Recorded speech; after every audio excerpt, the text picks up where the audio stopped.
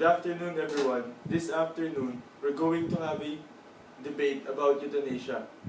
For pro-euthanasia, we have Mr. Aiken Asuncion. For anti-euthanasia, we have Mr. Martin Boras. To start this debate, we're going to have Mr. Aiken Asuncion for pro-euthanasia, to be followed by Martin Boras for anti-euthanasia. A person has the right to decide on the manner and timing of his death. Thus, sick people have also autonomy with their lives. Furthermore, sick people can take their lives anytime they want. That is why in our Constitution, we are given the right to freedom. It will depend on us whether we want to continue living our life or die early. It is not the decision of others that will aid us in making a decision for ourselves, but it will always be us who should make the right decision for the betterment of our situation. No person has the right to decide on the manner and timing of his death. First of all, this life we are living now is not ours. Second, we are told to take care of this body given to us. Thus, sick people cannot take their lives because life is a gift from God. To kill someone, especially of our own body, is to deny God, God's right over our lives, and His right to choose the length of our lives. Either it is the decision of others that will aid us on making a decision for ourselves, or it will not always be us who should make the right choice for the betterment of our situation. It is because it is only God who will lead our paths towards the right decision. No people should live by a machine or tools that will prolong or sustain the life of the sick. You are not created to be with those things. Also, being a relative, you cannot force a person to continue life with agony. You have no idea what it feels like to be in the patient's position. That is why euthanasia should be legalized. Some people should live by a machine or tools that will prolong or sustain the life of the sick. This is possible if this is the only way in order for them to save the lives of the patient. Extraordinary means are optional. It depends on the specific case in point, whether the patient wants a specific treatment or not before his time comes. Also, being a relative, you can force a person to continue life with agony.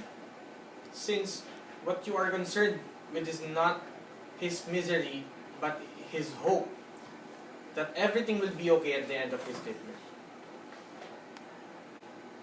Sick people who choose euthanasia will free up the family or further high-cost medical bills. Not all Filipinos can afford such medical expenditures. We should be practical because in life, it is hard to earn a lot of money, especially if your job is not in the demand list. Also, since you are fully aware that you're gonna die soon, you should not anymore waste your money and just let your relatives spend it on other important things. You have avoided pain and you have helped your loved ones in their needs. Yes, sick people who choose euthanasia will free up the family of further high cost medical bills, but they will not be free from guilt and sadness. All Filipinos can afford such medical expenditure with the help from the government. We should not be practical just because in life, it is hard to earn a lot of money, especially if your job is not in the demands list. What we are talking about here is the life of a person, and there is nothing in this earth that can have the same level as the life given to us in terms of its worth.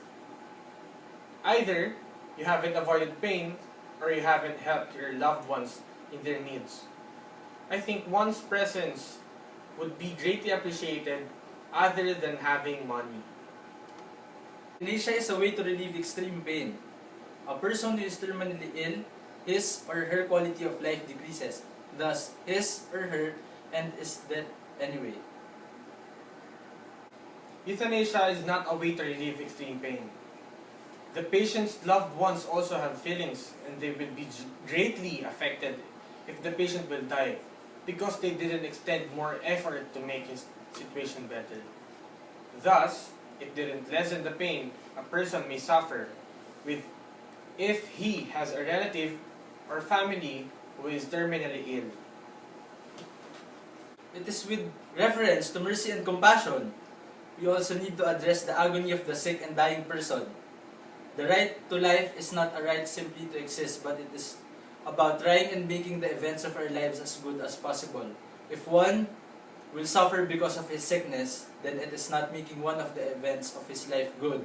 The only answer is for him to end his life and be at peace through euthanasia. It is not necessary that if we won't end his agony, we don't have mercy and compassion.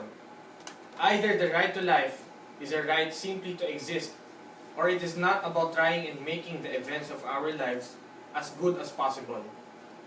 The right to life is based on the truth that life is a gift that we do not possess as a piece of property, which we can purchase or sell or give away or destroy at will, but rather is an inviolable right. It cannot be taken away by someone or by the person him or himself. If one will suffer because of his sickness, he may have made one of the events of his life good since he followed God's command. Either ending his life or practicing euthanasia is not the answer, or some other non-euthanasia practice is the answer. So this only means that euthanasia is not the end of every dying person suffering because of his sickness, because there is and there will always be other options. This is to follow his will because he knows what is best for us who are part of his creations.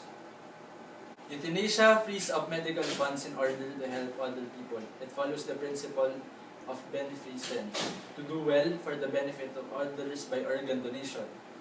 One of the important things God has told us is to love our neighbor as much as we love him, and the benefit of other person can get through euthanasia. Indeed applies to this. A person suffering from an illness will make his life at peace when practiced with euthanasia, and at the same time will directly lend a hand to those who are needy. Medical funds have differently worth compared to the lives of the people. Obviously, if you are the one to pick between the two, you will be choosing the life of your loved ones. Killing to save someone's life is not proper. People desire for their organs to be donated. Transplantation respects their autonomous will, and hence does not use them as a mere means. Unquestionably, by respecting their life autonomous wishes, it treats them as an end in themselves. Either a person suffering from illness will not make his life at peace when practiced with euthanasia, or he will not indirectly lend a hand to those who are needy. Of course, it will always be not taking someone's life, which is God's point to us. Euthanasia is being considerate and not killing. It is only done when there is no hope that anything will get better, and done only to patients with incurable illness. It is not that a person's life is ended because of unreasonable reasons. The point is they are already on the level of pain wherein it is unbearable. That is why euthanasia is practiced. All patients must be given the chance to live the last part of their lives in a peaceful manner. No one can take that away, the chance to them. Either euthanasia is not being considerate or killing. Euthanasia is defined as the act or process of killing someone who is very ill or injured in order to prevent any more suffering. Therefore, it is still considered as a killing. Not all patients must be given the chance to live the last part of their lives in a peaceful manner.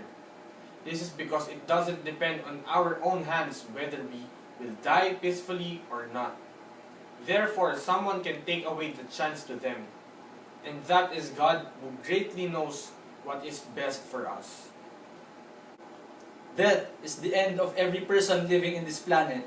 Therefore, death is not all that bad. If death is not a terrible thing, then making it come sooner isn't a bad thing. It is just saving a person from an unbearable pain wherein he can no longer tolerate it. Thus, there is no difference because he will die in the end. It is either you die early or you die soon. It is just the same, and I don't see any problem that may arise from it. It is not only death that is the issue in this situation. It is the manner in which death is obtained. If death is not a terrible thing, making it come sooner is a bad thing. Also, it may neither be dying early nor dying soon. This is because you have no right to end your life the way you want it to be. It will still be God and will always be God who has the right, since our life started because of Him, and our life will also end in His own hands. Euthanasia is usually supported by those who have had a loved one die in agony without the benefits of good palliative care.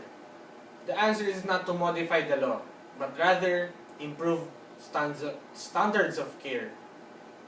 Euthanasia follows the well-known maxim, do no harm. This is an abridgment of the Hippocratic Oath, an ancient code designed to guide doctors in their actions. Many people interpret this to imply do nothing to harm the patient's chances of survival, but taken literally, it could just as easily suggest don't artificially keep someone alive when death is preferable. It all comes down to what we think constitutes harm. When a patient is in extreme pain or suffering severe mental torture, our society could be doing more harm by keeping them alive than allowing them to die. At the end of the day, it's up to us to make the decision. Either we will sit back and watch people suffer or choose to do something about it. Until we make up our minds, the torment will continue. Euthanasia, specifically the Hippocratic Oath, violates established codes of medical ethics.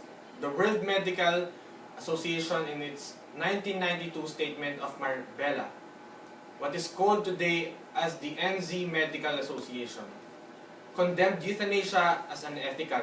Of course, doctors are well trained and well studied in order to obtain more and more knowledge that will help them in formulating cure for a lot of sickness or illness. If one has the right to just end someone's life, the years doctors have allotted to their studies will just be taken for granted. Several years of studying is a big effort for those who are now considered as doctors. But their real goal is to save lives, not by ending it, but by curing and finding ways on how to treat that certain illness. Also, it does not come down to what we think constitutes harm, because what we are just considering is the fact that we can't do anything anymore and we will just choose euthanasia. Neither we will sit back and watch people suffer nor choose to do something about it. It will always him whom we will always consider. That is why euthanasia is not yet approved here in our country, because what we do have here are best doctors as well as religious people who believe more on God than just accepting certain statements to be true even if they are not. Since the first debater, Aiken, had spoken of fallacious statements, specifically fallacies of relevance and like irrelevant premise, when he said that the relative of the patient doesn't know how it feels like to be in intolerable pain, that's when we need to legalize euthanasia. Appeal to the people, when he emphasized mercy and compassion as the reason for legalizing euthanasia in black and white. When he only considered dying early and soon, and not thought of the other alternatives. I will be choosing the second debater's side, Marvin's side, who is against euthanasia. He is right that our country doesn't follow the practice of euthanasia. This is because we are 86% Roman Catholics, and we greatly believe in God. We obey His commands. There is still not enough reasons in order for us to practice euthanasia.